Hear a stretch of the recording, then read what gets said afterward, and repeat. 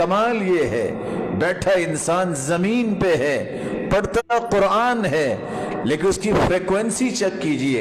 زمین و آسمان کا خلا 500 سال کا ہے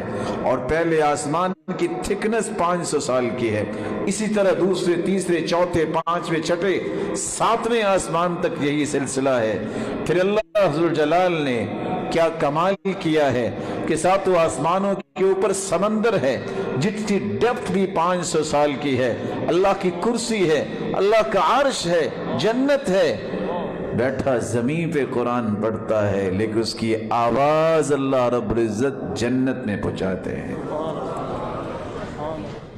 سید المرسلین معراج کے موقع پہ جنت جاتے ہیں، فرماتے ہیں فَسَمِعْتُ قِرَاءَةً، میں نے قرآن کی آواز سنی، میں نے جبریل سے استفسار کیا قرآن کی آواز یہ کون ہے؟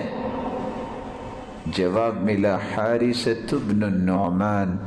یہ آپ کے صحابی حارثہ بن نعمان ہیں، زمین پہ بیٹھے قرآن پڑھ رہے ہیں، ان کے قرآن کی تلاوت سے جنتی محظوظ ہو رہے ہیں۔